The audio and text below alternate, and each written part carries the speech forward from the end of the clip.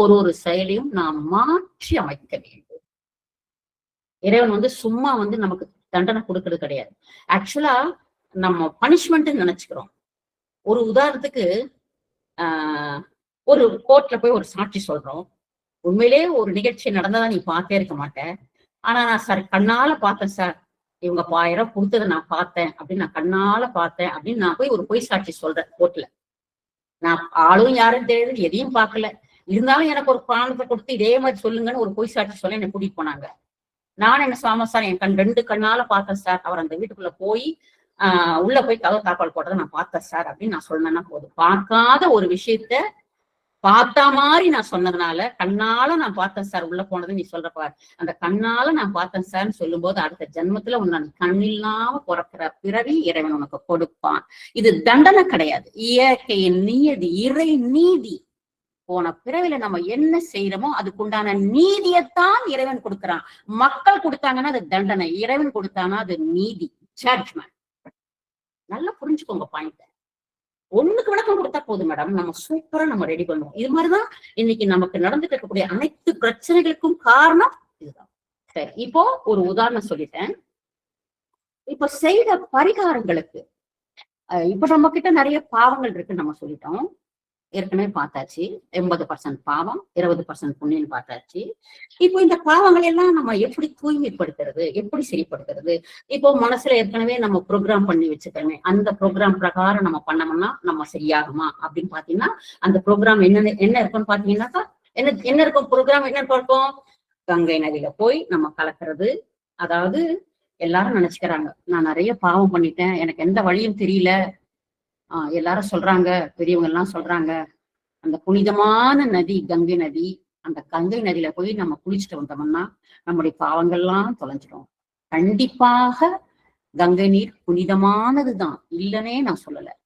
அந்த புனிதமான கங்கை நீர்ல உன்னுடைய பாவத்தோட நீ போய் முங்கி எந்திரிச்சிட்டு வந்தீங்கன்னா, அந்த கங்கையில குளிக்கிறதுனால உன்னுடைய பாவம் கழியுமான்னா கழியாது. அந்த நேரத்துக்கு ஒரு அமைதி எப்படி கிடைச்சதுன்னா, அப்பாடா நான் கங்கையில குளிச்சுட்டு வந்துட்டேன், என்னுடைய கர்மாலாம் கழிஞ்சிருச்சு நீ நினைக்கிற பாத்தியா, மனதால நினைக்கிற பாத்தியா, அந்த நினைப்பு கொஞ்ச நாள் நீ அமைதியா இருப்பாங்க. அந்த பாவங்கள் எங்கேயும் போகாது, உனக்கு அடியிலேயேதான் உன் சப்கான்சியஸ்ல உள்ளுக்கு இருக்கும், உன் ஆன்மாக்குள்ள இருக்கும். அந்த தண்ணியில போய் குளிக்கிறதுனால, கங்கை நதி புனிதமான நதி இல்லைன்னே சொல்லல, கங்கை தவறே பேசக்கூடாது.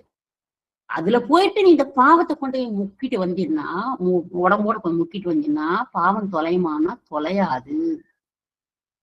ஒரு பெரிய எங்கிட்ட பாவம் வந்துருக்கு, இப்போ இந்த வேதனை இருக்குது பாருங்க, நான் ஏமாத்தி இப்படி பண்ணிட்டானே, அந்த மனம் நோந்துட்டே இருக்கு பாருங்க. அந்த நோகிற மனச எத்தனை யாகங்கள் பண்ற நீ. ஐயோ நான் நிறைய பாவம் செஞ்சிருக்கேன், இது மாதிரி சொத்தை பிரிச்சு எழுதி வாங்கியிருக்கேன் போன ஜென்மத்துல, இந்த மாதிரி எவ்வளவு பாவம் செஞ்சனும், இந்த பாவத்தெல்லாம் நான் இந்த ஜென்மத்திலே நான் கழிச்சிடணும் அப்படின்னு சொல்லிட்டு ஒரு பெரிய யாகம் வளர்த்துறேன். என்னுடைய பாவங்கள்லாம் கழியிட்டோம் பாப்பா, எவ்வளவு காசு செலவானாலும் பரவாயில்ல, ஒரு யாகங்கள் வளரணும். அந்த யாகங்கள் வளர்த்துட்டே இருக்கிறதுனால, அந்த யாகம் வளர்க்கறதன் மூலயமாக அவ்வா நம்ம ஒரு யாகம் வளர்த்திட்டோம், இவ்வளவு செலவு பண்ணி, இவ்வளவு பூஜை பண்ணி, இத்தனை பண்ணிக்கிறோம், இனி நம்ம பிரச்சனை எல்லாம் சரியாயிடும்பா, இந்த பிரச்சனை எல்லாம் நமக்கு சரியாயிடும், நம்ம பாவங்கள்லாம் சரியாயிடும் நினைக்கிறீங்க பாருங்க. அந்த நினைப்பு தான் கொஞ்ச நாளுக்கு உங்களுக்கு மனது அமைதியை கொடுக்குதே தவிர அந்த முறைகள் கிடையாது. ஞாபகம் வச்சுக்கோங்க. ஏன் மீண்டும் மீண்டும் சொல்றேன்னா, இதெல்லாம் செஞ்சா நமக்கு பாவங்கள் குறைஞ்சிடும், நம்முடைய கர்மா கழிஞ்சிடும் அப்படின்னு சொல்லிட்டு நிறைய தவறுகள் நம்ம எப்படி பண்ணிட்டு வரோம் அப்படின்னு பாத்தீங்கன்னாக்கா, என்னென்ன முறைகள் நம்ம ஃபாலோ பண்றோன்றது நான் சொல்றேன் பாருங்க. யாகங்கள் பண்றது, கோயில்கள்ல நீராடுறது, மந்திரங்களை உபயோகப்படுத்துறது, புனிதமான கங்கை நதியில நீராடுறது, இந்த மாதிரி நிறைய விஷயத்துல பரிகாரங்கள் மாற இயந்திரங்களை வச்சு நம்ம பூஜை பண்றது, வீட்டுல வச்சுப்போம் பாத்தீங்களா சிலைகளை வச்சு நம்ம பூஜை பண்றது, இதெல்லாம் நான் தவறு சொல்ல வரலைங்க. இதை செஞ்சா பாவம் போகுமா, நீங்க பூஜை பண்ணுங்க, எல்லாம் பண்ணுங்க, அது வேற அப்பாற்பட்ட விஷயம். ஆனால் அதை செய்தால் உங்கள் பாவம் தொலையுமா? தொலையாது, முடியாது, நடக்காது. விஷயம் அதுதான். நீங்க பயிற்சி, நீங்க செய்யற முறைகளுக்கு எதிராக இங்க பேசுறது நம்ம இல்ல. ஆனா நாம செய்த செயல்களுக்கு மன்னிப்பு மட்டும்தான் ஒரு வழிகாட்டிய வழிமுறையை தவிர வேற எந்த பயிற்சி முறைகளும் நம்ம மேல் நோக்கி கொண்டு வராது. நல்லா நீங்க சிந்திச்சு பாருங்க. ஏன்னா எல்லாருக்குமே இத உங்களுக்கு எங்களை விட இங்க சொல்றவங்களை விட உங்களுக்கு நிறைய விஷயங்கள் தெரியும். ஏன் அப்படின்னா இன்னொன்னு சொல்றேன், தயவு செய்து இந்த சொல்ற முறையை யாரும் தவறா எடுத்துக்காதீங்க. நிறைய முறைகள் நமக்கு தெரியும். இதுல சிவா சார் வந்து இந்த PH முறையில எப்படி ஒரு ஷார்டஸ்ட் மெத்தட், இந்த முறையெல்லாம் செஞ்சா உங்க பாவங்கள் எல்லாம் கரையும் அப்படிங்கிறத சொல்றாரு. உண்மையிலே இது நமக்கு கரெக்ட்னு மனசு பட்டுச்சுன்னா நம்ம ஃபாலோ பண்ணலாம். இல்லைன்னா ஒரு தப்பும் கிடையாது. எப்பவும் போல நம்ம என்ன பழக்கத்துல இருந்தவோ, நம்ம மைண்ட் ப்ரோக்ராம் என்ன இருந்தோ அதுல நம்ம தாராளமாக போகலாம். எந்த விதமான ஆர்கியூமெண்ட்டும் நம்ம பண்ண வேண்டாம். புரியுதுங்களா? இந்த முறைகளை அவர் சொல்றார், நம்ம கேட்கிறோம். அவர் கேட்ட முறைகளை நான் உங்களுக்கு எக்ஸ்பிளைன் பண்றேன். நமக்கு முடிஞ்சா, நமக்கு பிடிச்சிருந்தா நம்ம ஃபாலோ பண்ணலாம், இல்லாட்டி விட்டுறலாம். அதே மாதிரி இறைவன் என்னைக்குமே இறைவன் தான். ஒரு மனிதன் இறைவனாக முடியாது. எத்தனை நீ மனிதர் உருவத்துல இறைவனை வச்சு பார்த்தாலும் அது மனிதனாகத்தான் இருக்குமே தவிர ஒரு நாளும் மனிதன் இறைவனாக முடியாது. இறைவன் தான், மனிதன் மனிதன் தான். மனிதன் வேணா இறைவனுடைய கருவியாக இருக்கலாமே தவிர மனிதன் இறைவனாக முடியாது. இதெல்லாம் வந்து இந்த முறைகள்லாம் இந்த மைண்ட் ப்ரோக்ராம்ன்றது நம்ம, புரியுதுங்களா? இதெல்லாம் நம்ம ஏற்கனவே இந்த பிளான் வச்சிருக்கிறதுனால மைண்ட்ல அது பிரகாரம் நம்ம செஞ்சுட்டு இருக்கிறோம்ன்றத நான் சொல்ல வரேன், அவ்வளவுதான்.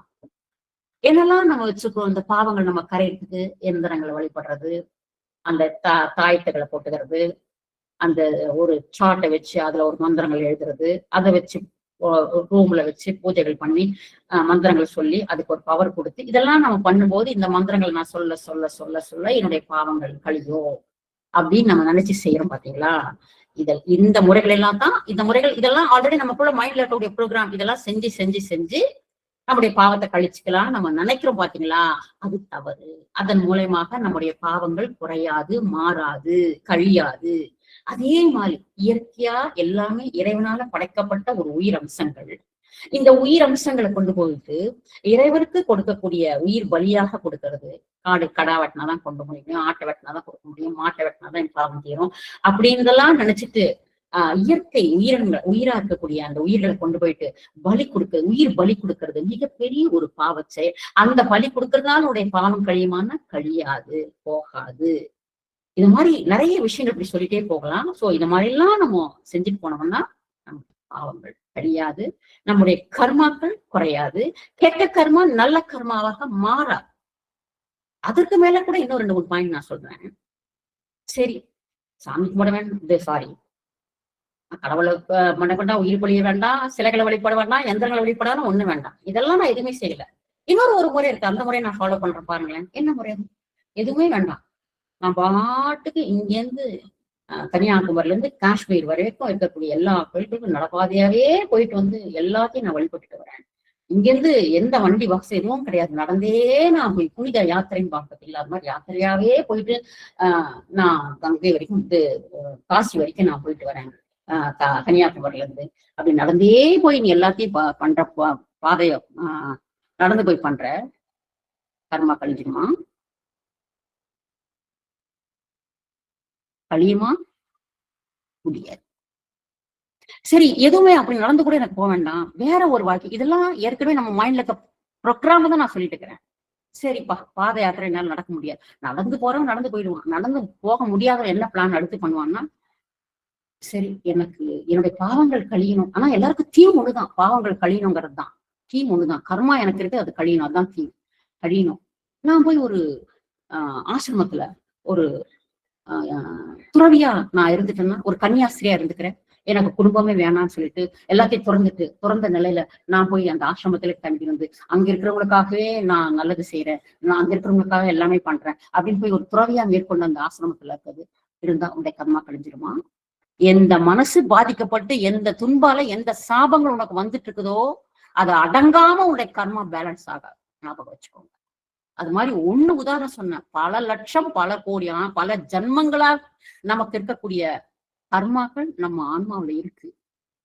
அத இந்த மாதிரி பரிகாரங்கள் மூலமாகவோ, துறவிகள் ஆகிறது மூலமாகவோ, பாத யாத்திரைகள் போவதன் மூலமாகவோ, எதுவுமே எனக்கு வேண்டாம், நான் போய் ஒரு சாமியாரா உட்காந்துக்கிறேன், ஒரு காட்டுக்குள்ள போய் உட்காந்துக்கிறேன், அங்க கிடைக்கிற காயம் பழத்தையும் உட்காந்துக்கிறேன் அப்படின்னு சொல்லிட்டு அந்த காயம் பழத்தை தின்னுட்டு ஒரு மரத்தடியில நான் வெறும் துணியும் வேஷ்டியும் கட்டிட்டு உட்காந்துக்கிறேன்னு நினைச்சிட்டு இறைவனை ஜபிச்சு உட்காந்துட்டீங்க, உங்களுடைய பாவம் கழியுமா?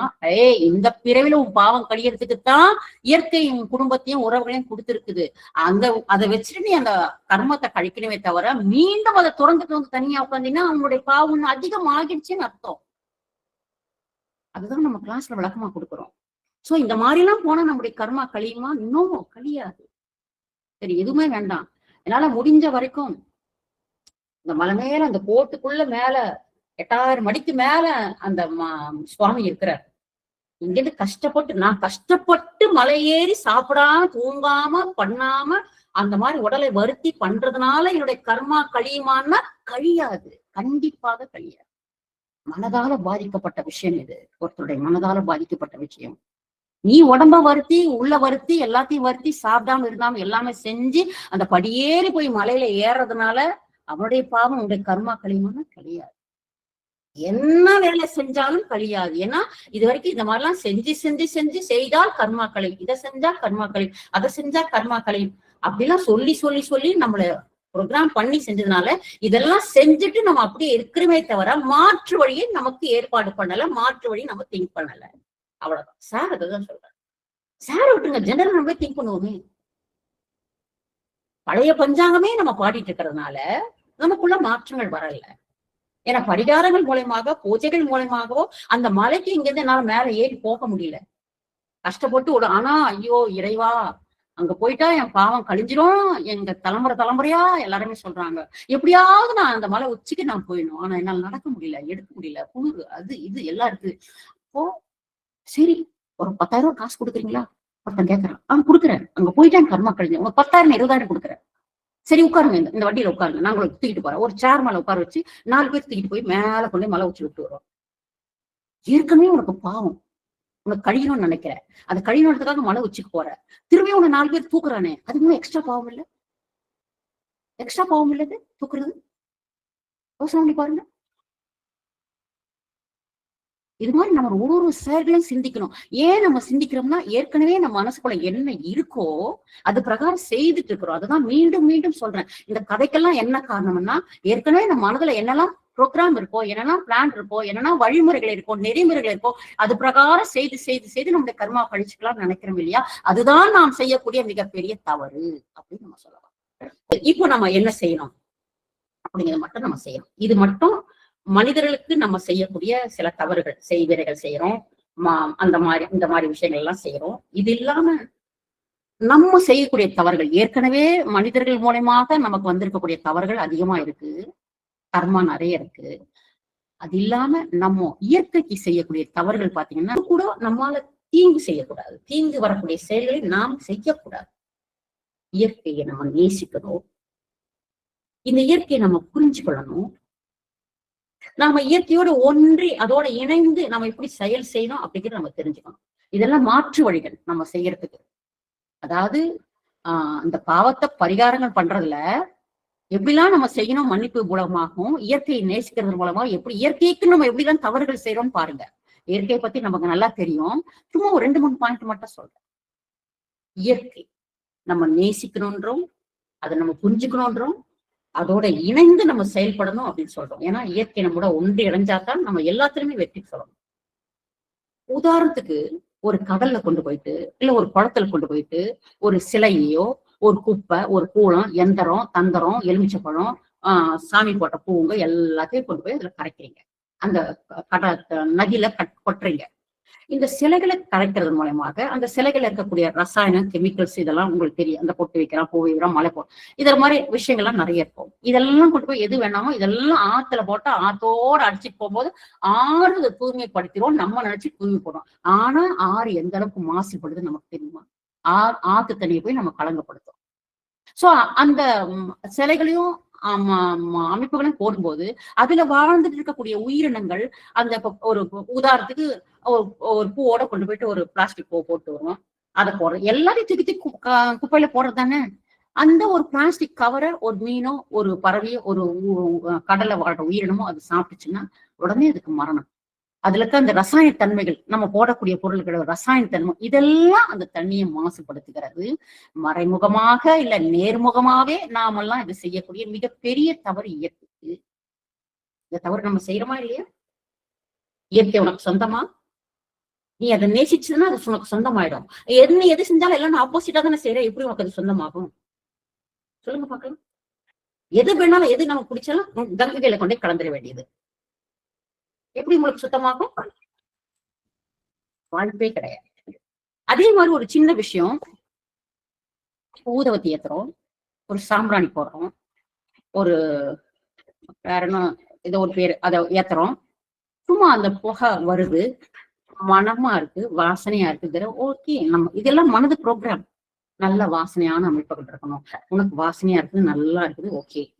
ஆனா இயற்கையாக இருக்கக்கூடிய இந்த காத்துல இருக்கக்கூடிய ஆக்சிஜனும் பிராணசக்தி இதெல்லாம் இருக்கு இல்லையா? நீ ஏற்றி இருக்க இந்த புகையினாலையும் மகையினாலையும் அங்க இருக்கக்கூடிய பிராணசக்தியோ உயிர் சக்தியோ கலந்து அதெல்லாம் சாகடிக்குதா இல்லைங்களா? அந்த சத்துக்கள் செயலிழக்குதா இல்லைங்களா? இது இயற்கைக்கு, இந்த காற்றுக்கு நீ பண்ற மிகப்பெரிய தவறா இல்லையா? சொல்லுங்க பார்க்கலாம். அவ்வளவுதான். ஏன்னா நிறைய பாயிண்ட் எல்லாம் சொல்ல, 2 பாயிண்ட் போதும் அவ்வளவு. இப்படி எல்லாத்துக்குமே நம்ம இயற்கைக்கு நேர் எதிராக, நேர் மாறாக எல்லா செயலும் செய்து நாம் இயற்கைக்கு தவறு இழைத்துக் கொண்டிருக்கிறோம். அதனால இயற்கை கிட்ட நம்ம மன்னிப்பு கேட்கிறோம். நான் செய்த அனைத்து தவறுகளுக்கும் இயற்கை அன்னையே, பூமி தாயே, எங்களை மன்னியுங்கள்.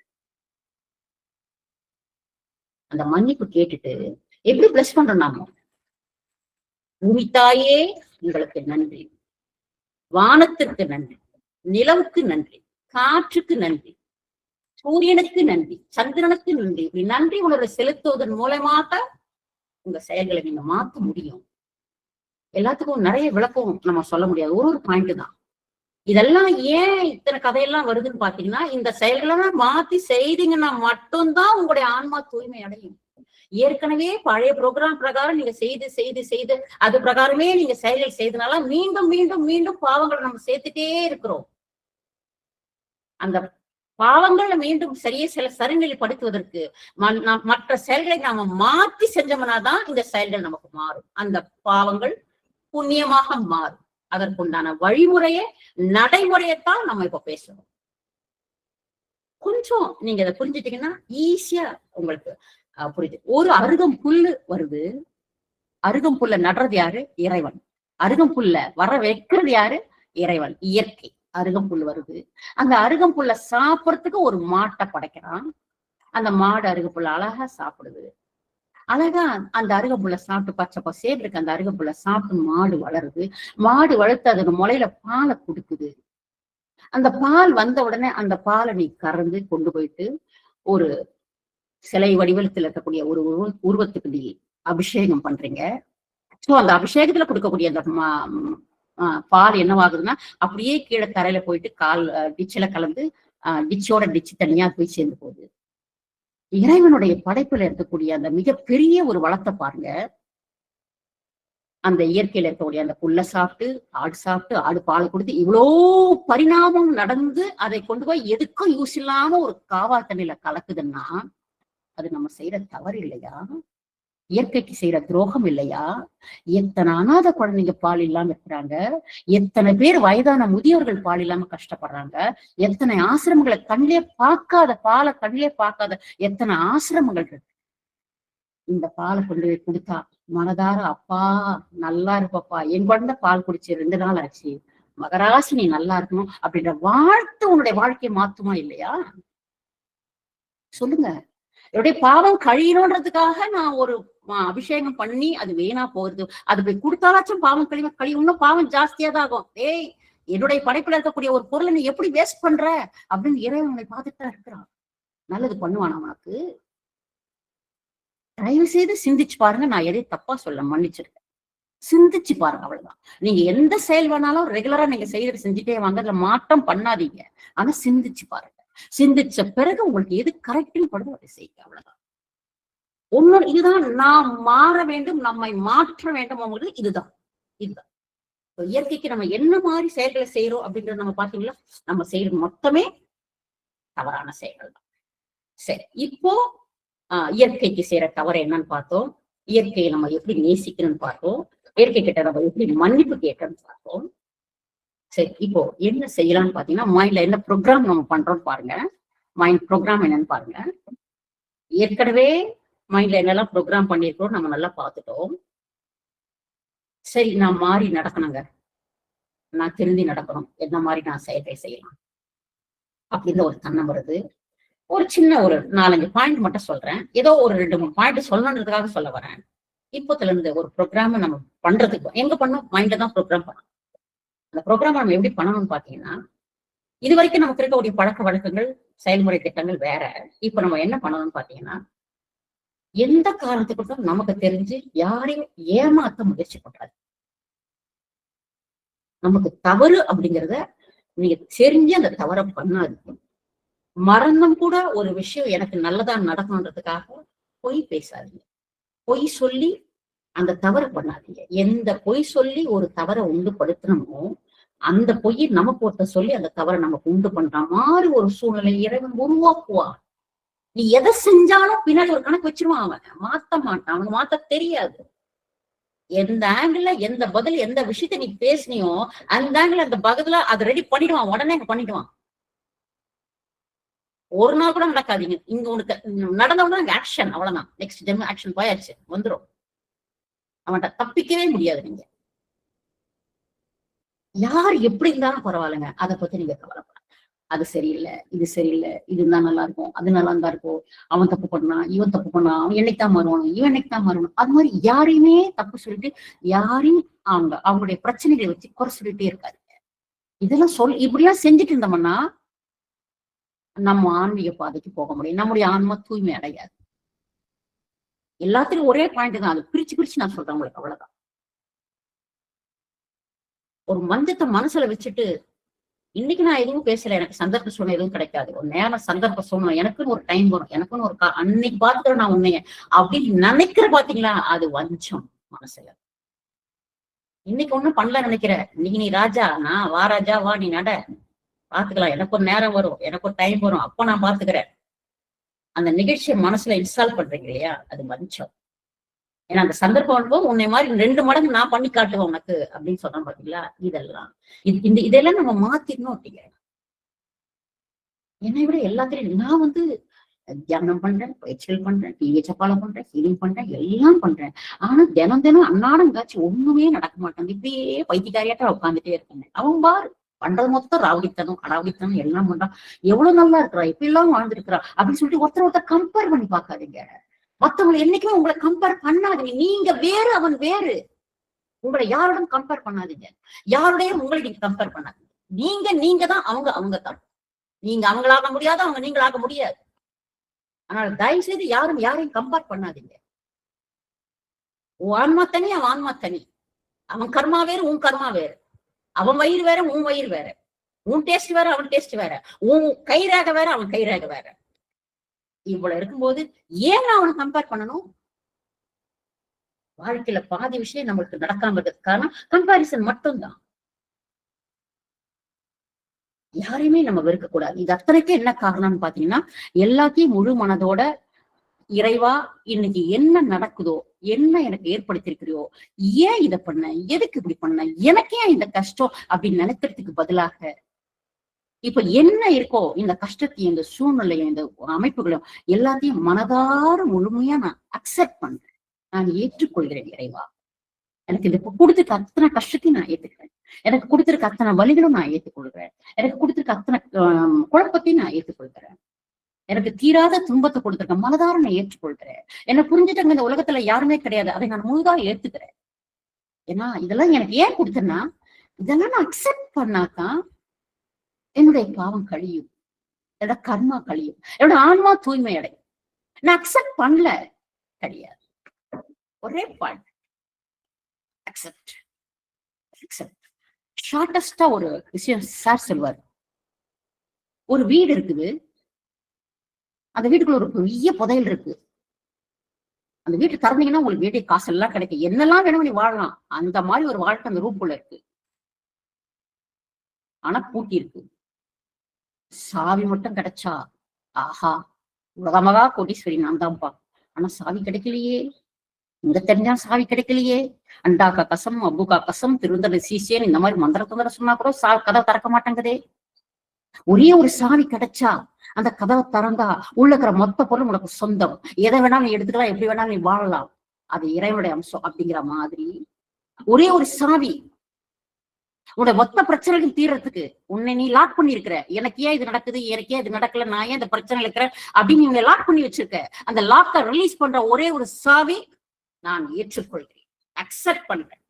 அந்த அக்செப்ட் பண்ற சாவி போட்டு திறந்த உடனே கூட்டு திறந்தாச்சு, ஓகே, உள்ள இருக்க எல்லாத்தையும் நீ அனுபவிச்சுக்கலாம், அவ்வளவுதான். சாவி மட்டும்தான் நமக்கு வேணும், அக்செப்டன்ஸ்.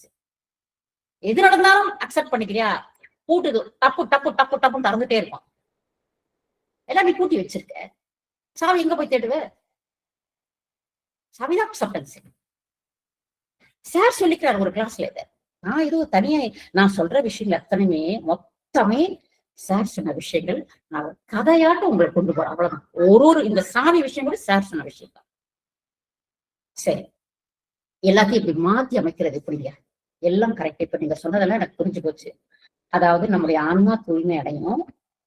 இந்த ஆன்மா இது வரைக்கும் தூய்மை அடையாம இருக்கிறதுக்கு என்ன காரணம் பாத்தீங்கன்னா, இது வரைக்கும் நான் என்னோட மைண்ட் பிரகாரம் யார் யார் என்னெல்லாம் சொன்னாங்களோ, என்னென்ன பழக்க வழக்கங்களோ அது பிரகாரம் நான் இது மாதிரி ஒரு முறையும் செஞ்சதுனாலதான் என்னோட பாவங்கள் கழியல, என்னோட கர்மா கழியல. ஆனா நான் கர்மா கழியணும்ட்டு தான் எல்லாமே செஞ்சேன். ஆனா அது சரியான முறைகள் கிடையாதுன்னு இப்ப எனக்கு தெரிஞ்சு போச்சு. சோ இப்ப என்னுடைய தீம் என்ன? என்னுடைய கர்மா கழியணும், என்னோட ஆன்மா தூய்மை அடையணும். என்னோட ஆன்மாவில புண்ணியங்கள் மட்டும்தான் நிறைஞ்சிருக்கணும். இப்ப பாவங்கள் நிறைஞ்சிருக்குது, அந்த பாவங்களை எடுக்கணும். அந்த பாவங்கள் எரிஞ்சாதான் ஆன்மா தூய்மை அடையும். புத்தரது 8 வழி பாதை தான் நம்ம பின்பற்றணும். புத்தருடைய 8 வழி பாதை. அந்த 8 வழி பாதை அப்படிங்கிறது என்னன்னு பாத்தீங்கன்னா, நல்லதை பார்ப்பது, நல்லதை எண்ணுவது, நல்லதை பேசுவது, நல்ல நடத்தைகள், நல்ல வாழ்க்கை முறை, நல்ல மனதினால் அணுகும் முறைகள், நல்ல சிந்தனைகள், நல்ல நோக்கம். 8மே சூப்பர் பாயிண்ட். இந்த சூப்பர் பாயிண்ட்ல நம்ம செயல்களை செய்துட்டு வந்தோம்னா நம்மளோட கர்மா கழியுமா? கழியாது. சொல்லுங்க பாக்கலாம். எப்பவுமே நான் நல்லதை பாக்குறதுன்றது என்ன நினைக்கிறோம்னா, நம்ம நினைக்கும் போதெல்லாம் நம்ம மனசார நமக்கு தெரிஞ்சு நல்ல கெட்டதும் நடக்கும். ஒரு ரோடு போயிட்டே இருக்கிறோம், வெட்டி முடிச்சு சண்டை பிடிச்சி சண்டை போடுவோம். இருப்பா, யார் ஜெயிக்கிறாங்க பாரு, யார் அடிக்கிறது பார்க்கலாம், யார் எதை எடுக்கிறாங்க, சீமார் தூக்கம் பக்கெட்ட தூக்கம் அடிச்சு மாட்டி நிற்பாங்க 2 பேரும். அதை ஆன்னு பாத்துக்கிறோம். அப்படியே நடந்து போகும்போது ஒரு செடி ஓரமா, ஒரு மரத்தோரமா ஒரு அழகா ஒரு சூரியகாந்தி பூ அப்படி பூத்தடி விரிஞ்சு அப்படி இவ்வளவு பெரிய பூவா நிக்கும். ஆஹா, இயற்கை. அந்த பூவுக்கு நடுவுல ஒரு வண்டு அதுல இருக்கக்கூடிய தேனை குடிச்சிட்டு இருக்காங்க. சீன் சூப்பரா இருக்கும். எவ்வளவு படைப்பு இறைவனுடைய படைப்புல. இந்த பூவுக்குள்ள இருக்கக்கூடிய அந்த மகரந்த சேர்க்கையில இருக்கக்கூடிய அந்த தேனை சாப்பிடுறதுக்காக எங்கெந்தோ வந்திருக்கக்கூடிய அந்த பட்டாம்பூச்சி அந்த தேனும் அந்த தேனை என்ன அரிய காட்சி. இது நம்ம ஒரு ஷூட் பண்ணலாம் அப்படின்னு இதை எடுப்பியா? இருப்பா, அது அப்புறம் பாத்துக்கலாம். எவன் சண்டை போடுறான், எங்க போறான், எந்த போலீஸ்காரன் உடனே ஜீப் வருது, எவன் அடிக்கிறான் பாக்கலாம். இது நீ எதை பார்க்கணும்? எதைய பாக்குறியோ, எதை செய்யறியோ அதுக்குள்ள புதிஞ்சாச்சு, ஒரு ஆன்மாக்குள்ள போயாச்சு. அது நல்லதை பார்ப்பதுங்கிறது இதுதான். எதை மாதிரி விஷயத்த நீ பார்க்கணும். ஒரு செல்ல பார்க்க வேடான்னு யாருமே சொல்ல கிடையாது. தாராளமா செல்ல பார்க்க. இதுல குப்பையா நல்ல விஷயங்கள் எத்தனையோ இருக்கு, ஆனா அதை பார்க்க மாட்டோம். நல்ல விஷயங்களை பார்த்தோம்னா நம்ம எங்கேயோ இருப்போம். இதுல இருக்கக்கூடிய தவறான சிந்தனைகள், தவறான செயல்கள், தவறான விஷயங்களை மட்டும்தான் இருப்பான். அவன் ஏன் இவனை அடிச்சான், இவன் ஏன் அவனை புடுங்கினான், அவன் ஏன் இவங்க சண்டை போட்டான், இந்த கதை எப்படி போச்சு, இந்த தொடர் எப்படி போச்சு, இந்த மாதிரி சீரியல்ஸ் அமைப்புக்காக தான் இந்த செல்லை யூஸ் பண்ணிட்டு இருக்கணும். இதுல எவ்வளவு விஷயங்கள் நல்லது இருக்கு. உனக்கு தலைகளா மாத்தி உன்னை கர்மா பேலன்ஸ் பண்ணக்கூடிய விஷயங்கள் கூட இந்த இதுல இருக்கு, செல்லுல இருக்கு. ஆனா நம்ம பார்ப்போமா? பார்க்க மாட்டோம். வந்தவொடனே ஸ்கிப் பண்ணிடுவோம். அது மாதிரி நல்லதை பார்க்கிறது, அது எதை பார்த்தாலும் நல்லது மட்டும், எதை செஞ்சாலுமே நல்ல விஷயத்த மட்டும் பார்க்கறது மட்டும் வச்சுக்கோங்க. அப்படி பார்க்கும்போது எல்லாமே நல்லதாக நமக்குள்ள பதியும். ரீப்ரோகிராம்ன்றதுதான். அதே மாதிரி நல்ல எண்ணங்கள்னா நல்ல பிறருக்கு நல்லது செய்யணும், என் பையனை நல்லபடியா படிக்க வச்சு அவனை ஒரு ஆளாக்கி ஒரு சமுதாயத்துல நல்லபடி ஆளாக்கி பின்னால எனக்கு நல்லபடி எனக்கு வேலை செய்யணும், என்னை காப்பாற்றணும், அந்த எண்ணம் வைக்கக்கூடாது. இவனை வளர்த்து ஆளாக்கி சமுதாயத்துக்கு ஒரு நல்ல மகனா கொடுக்கணும். இவனால ஒரு 1000 பேர் நல்லது நடக்கணும். அதுக்கு தகுந்த மாதிரி நான் இவனை வளர்க்கணும். எண்ணம் அப்படி வைக்கணும். கஷ்டப்பட்டு இவனை பெற்று வளர்த்தி காப்பாத்தி நாளைக்கு என்னை பார்த்துப்பான்ற எண்ணத்தோட நீ வளர்க்காத. எண்ணங்கள் நல்ல எண்ணங்கள் இருக்கணும். அந்த எண்ணத்தோட இறைவன் ஒரு குழந்தை என்கிட்ட கொடுத்திருக்கு, ஒரு ஆன்மாவை என்கிட்ட கொடுத்திருக்கு. இந்த ஆன்மா எதுக்காகவோ பிறந்திருக்கு. அதோட லட்சியம் வேற, அதோட ஏன் வேற, அதோட அது எப்படி வாழணும், என்னவா இருக்கணும் எனக்கு தெரியாது என்ற ஒரு 20 வருஷத்துக்கு கொடுத்திருக்கான் இறைவன். 20 வருஷத்துக்கு பேரி பாதுகாக்க வேண்டியது என்னுடைய கடமை. பாதுகாத்தோட தன்னால் இது பறந்து போகும், பட்டாம்பூச்சியோட பறந்து போயிடும். போறதை நீ இழுத்து குடிக்க கூடாது. அந்த எண்ணத்தோட நீ ஊட்டி வளர்க்கணும். எண்ணம் தான் முக்கியம். உதாரணத்துக்கு சொன்னா இது மாதிரி நல்ல எண்ணங்கள் நமக்கு வேணும்.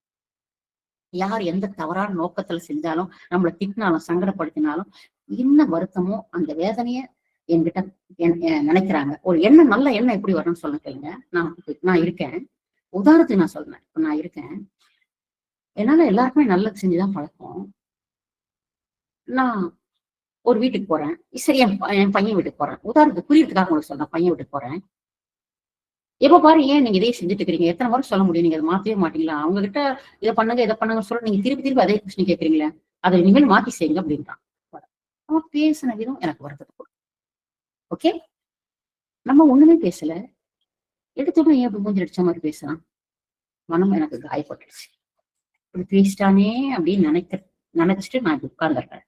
அப்படி உட்கார்ந்தா எனக்கும் கஷ்டம், அவனுக்கும் கஷ்டம். அப்ப அந்த இடத்துல நான் எந்த எண்ணத்தை நான் எப்படி மாத்தணும்னா, ஒருத்தர் ஒரு விஷயத்த நம்ம மேல போஸ்ட் பண்றாங்கன்னா, ஏன் இப்படி எல்லாம் பண்றீங்க அப்படின்னு நான் உங்ககிட்ட கேட்கறேன்னா, எனக்கு பின்னாடி இதுக்கு முன்னாடி என்ன யாரோ கஷ்டப்படுத்திருக்கிறாங்க, ஏதோ ஒரு எமோஷன் எனக்கு ஆயிருக்கு. அந்த எமோஷன்ல நான் வச்சிருக்கிறேன், அந்த எமோஷனல் கரெக்டா எங்க அம்மா வந்தாங்க, அம்மாட்ட பேசினா அந்த எமோஷனல் குறைஞ்சிருச்சு. இதே எனக்கு ஒரு ஹையர் ஆபீசர் வந்து நிக்கிறாரு, இந்த எமோஷன் எல்லாம் காட்டணும், சார் வாங்க சார், சார் இது வந்துடுறேன் சார், போயிடுறேன் சார், அந்த எமோஷனை காட்ட முடியாது. சோ அந்த எமோஷனல் வடிகாலா இருந்து வர்றதுக்கு நான் ஒரு ஆளாக வச்சிருக்கேன் அப்படின்னு நினைச்சீங்கன்னா, நல்ல விதமா நினைச்சீங்கன்னா, அந்த எண்ணத்தை நினைச்சீங்கன்னா நீங்க வந்து அடுத்த லெவலுக்கு போயிருக்கீங்க. அதுக்கு ஒரு கருவியா நான் இன்ஸ்ட்ருமெண்டா இருக்கிறேன் இல்லையா, அவரோட எமோஷனல் வடிகட்டுறதுக்கு, வடிகாலா போறதுக்கு நான் எனக்கு ஒரு வாய்ப்பு கிடைச்சிருக்கு இல்லையா, தேங்க்ஸ் டு காட். அவர் ரிலீஸ் ஆயிட்டா. எங்கேயும் ஒரு இடத்துல போஸ்ட் பார்க்கணும், அதுக்கு இயற்கை என்ன நியமிச்சிருக்கு, இறைவனுக்கு நன்றி, அவ்வளவுதான். அந்த எண்ணம் வரணும் நமக்கு. அது மாறி வந்துச்சுன்னா அவனும் கொலாப்ஸ், நானும் கொலாப்ஸ், அடுத்த எமோஷனுக்கு ஸ்கிப் ஆயிடுவோம், அவ்வளவுதான். அப்ப நல்ல எண்ணங்கள் வேணும், நல்ல பேச்சுக்கள்.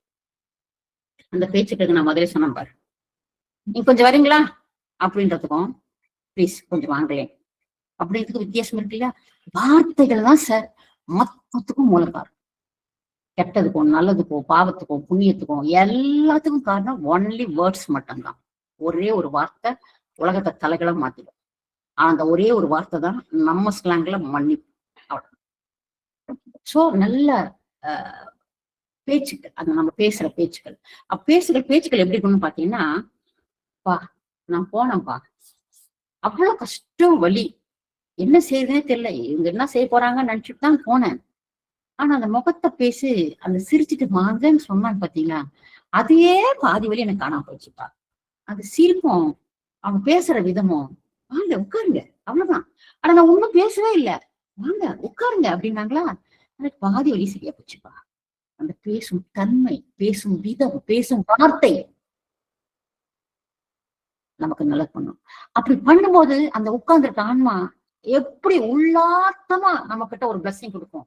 பா மனுஷனா பிறந்தா அவன் பார்த்தாலே அவன் ஆளை பார்த்தாலே போதும்பா, சரியா அவன்கிட்ட பேசினாலே போதும்பா, அவன் பக்கத்துல இருந்தாலே போதும்பா, அந்த தூரத்துல ஒரு ஓரமா தான் உட்காந்துருப்பேன், மனசுக்கு அவ்வளவு நல்லா இருக்குதுப்பா அப்படி சொல்றோம் இல்லையா.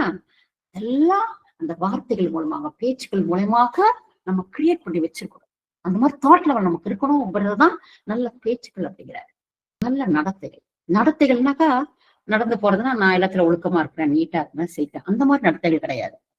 நம்ம செய்யற செயல்கள் யாரையும் பாதிக்காம, பிறருக்கு துன்பம் கொடுக்காம, நம்முடைய ரொட்டீன் ஒர்க்ல கணவனுக்கு என்ன செய்யணுமோ கணவனுக்கு செய்யுது, மனைவிக்கு என்ன செய்யணுமோ மனைவிக்கு செய்யுது, குழந்தைக்கு என்ன செய்யுது குழந்தை செய்யுது, சமுதாயத்துக்கு நம்ம சமுதாயத்துக்கு செய்யுது.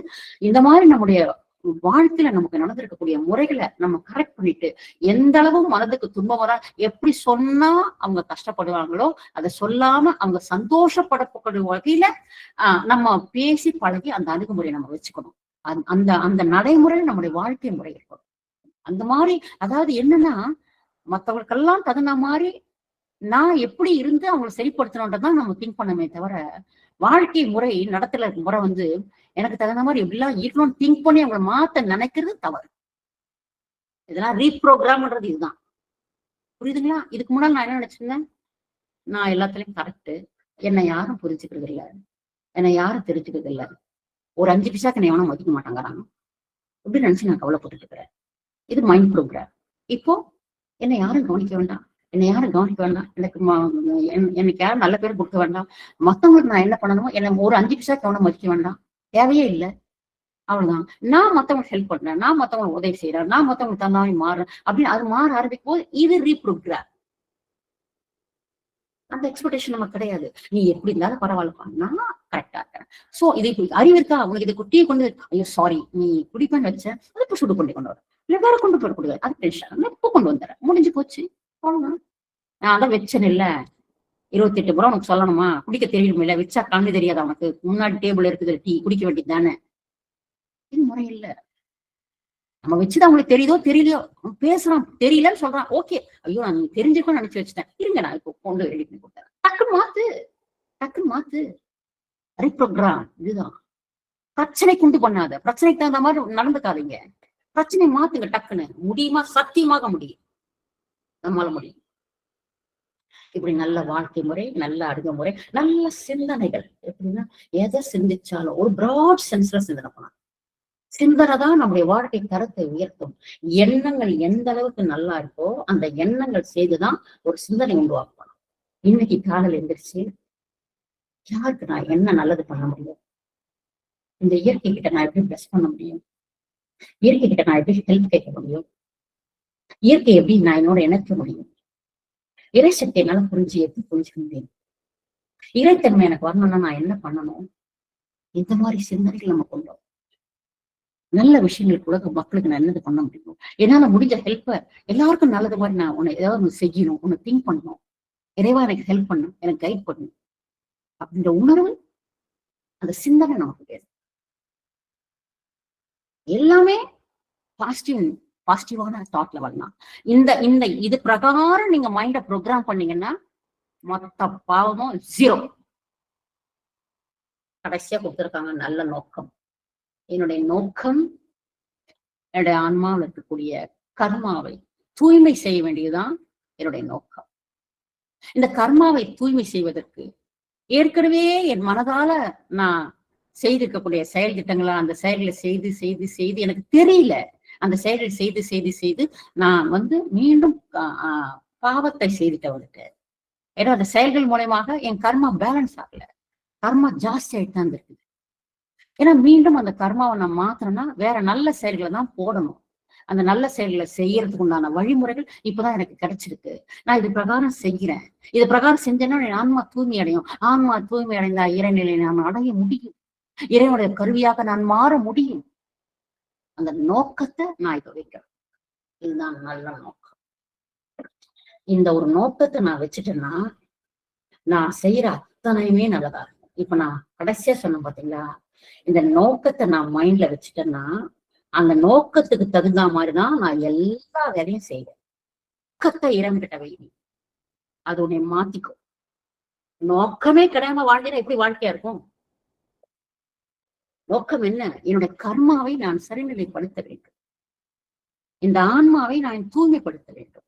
எந்த செயல்கள் செய்து என்னுடைய ஆன்மா களங்கமாச்சோ மீண்டும் அதே செயல்கள் செய்துத்தான் இந்த ஆன்மாவை நான் தூய்மை பண்ணேன் அப்படிங்கிற நோக்கத்தை வைங்க. இது நாங்க சொல்லலப்பா, இது புத்தருடைய கோட்பாடு, புத்தரது 8 வழி பாதை. இதை தெரிஞ்சுக்கணுன்றதுக்காக தான் புத்தர் போஸ்டர் சார் போட்டார். ஆனா அதை எத்தனை பேர் வாங்கியிருப்பாங்கன்னு எனக்கு தெரியாது.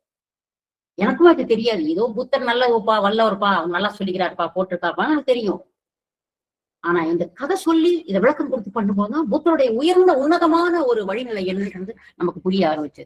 இதே சார் என்ன சொல்றாருன்னா, புத்தர் சொன்னார், புத்தர் வழி காட்டினாரு, புத்தர் தான் இறைவனோட நேரடியா தொடர்பு கொண்டு அந்த இறைநிலையை அடைஞ்சாரு. எல்லாத்துக்கும் ஆன்சர் இறைவன் தான் கொடுத்தாரு. புத்தர் சொன்ன வழியை நீ ஃபாலோ பண்ண, புத்தரை ஃபாலோ பண்ண, புத்தரை வணங்காதம்பாரு. புத்தர் மாதிரி நீ ஆயிடுவ. புத்தர் மாதிரி ஆயிடுன்னா அவரு இறைஞானத்துல தான் அடைஞ்சார் சார். அப்ப அந்த கொஞ்சம் அதோட மாட்டேன், ஒண்ணும் இல்லாம இறைவனே போதுன்னு உட்கார்ந்தாரு. அது மாதிரி வீட்டுல வச்சுன்னா அதே மாதிரி ஆயிடுவேன்ட்டார். ஒண்ணும் இல்லாம ஆயிடும் வீடு. அவர் எனக்கு காசே வேணாம், எதுவுமே வேண்டாம், இறை அடைஞ்சா போதும் அப்படின்னு உட்கார்ந்தாரு. அது வந்துடும். ஃபர்ஸ்ட் நீங்க என்ன பண்றீங்க? இறைவா, நான் இன்னைக்கு இப்போ இந்த நேரத்துல இந்த சூழ்நிலையில இப்போ என் மனசு எப்படி இருக்கோ, என்னோட நிலைமை எப்படி இருக்கோ, என்னோட கர்மா எப்படி இருக்கோ, என்னோட சூழ்நிலை சந்தர்ப்பங்கள் எப்படி இருக்கோ, அப்படியே இதை நான் அக்செப்ட் பண்ணிக்கிறேன். என்ன இருக்கோ அப்படியே அக்செப்ட் பண்ணிக்கிறேன், ஏற்றுக்கொள்கிறேன். இந்த சாவி மட்டும் மறந்துடாங்க. எந்த பிரச்சனைக்கு போனாலும் இந்த பிரச்சனைக்கு என்ன தீர்வுன்னு கிடைச்சீங்கன்னா, கணவன் மனைவி பிரச்சனை மேடம், இந்த பிரச்சனைக்கு என்னதான் தீர்வு? அக்செப்ட் பண்ண.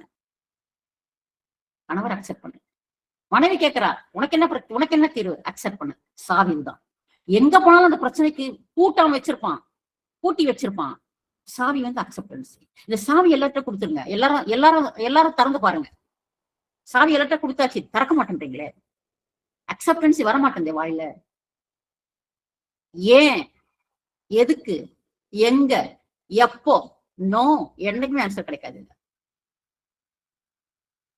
ஏன் எதுவாக இருக்கோ அக்செப்ட் பண்ணிக்கிறேன். எங்க எப்படி இருந்தாலும் அக்செப்ட் பண்ணிக்கிறேன். எது நடந்தாலும் அக்செப்ட் பண்ணிக்கிறேன். அவ்வளவுதான். அக்செப்ட் அக்செப்ட் அக்செப்ட், முடிஞ்சு போச்சு. எல்லாத்தையும் சரிப்படுத்தி கொடுத்துருவான் இறைவன். பண்றியான்னு பார்ப்பான், கொஞ்சம் டைம் ஆகும், ஆனா கண்டிப்பா பண்ணிருப்பான். முடிஞ்ச வரைக்கும் நம்மால மத்தவங்களுக்கு என்ன ஹெல்ப் பண்ண முடியுமோ பண்ணலாம். மத்தவங்க நமக்கு என்னெல்லாம் ஹெல்ப் பண்ணிருக்காங்களோ அவங்களுக்கு மனமாற நம்ம அவங்களுக்கு நன்றி செலுத்தலாம். மறுபடியும் சொல்றேன், நீங்கள் மாறும் வரை இறைவன் உங்கள் அருகில் வரவே மாட்டான். ஒரு காலம் வர மாட்டான். உங்க கர்மா பேலன்ஸ் ஆகி நீங்க நல்லது செய்ய செய்ய செய்ய எந்த அளவுக்கு நமக்கு கர்மா பேலன்ஸ் எப்படி ஆகும்? நல்லது செய்ய செய்ய செய்ய செய்யதான் கர்மா பேலன்ஸ் ஆகும். இந்த பேலன்ஸ் ஆகி ஆகி ஆகி ஆகி நல்ல கர்மா, நம்முடைய கெட்ட கர்மா அழுத்தனை நல்ல கர்மாவாக மாறி நம்முடைய ஆன்மா தூய்மை அடைஞ்சு நம்ம இருக்கக்கூடிய செயல்களோடு சேர்ந்து மீண்டும் அடுத்த பிறவி பிறந்து இறைவனுடைய கருவியாக மக்களுக்கு நல்லது செய்யும் ஒரு இன்ஸ்ட்ருமெண்டாக நம்ம இருந்து மக்களுக்கு நம்மளால உதவி செய்ய முடியும். இந்த செயல்களை மாற்றித்தான் செயல்களை மாற்றித்தான் நம்ம மாற்றணுமே தவிர வேற எந்த வகையிலும் மாற்ற முடியாது.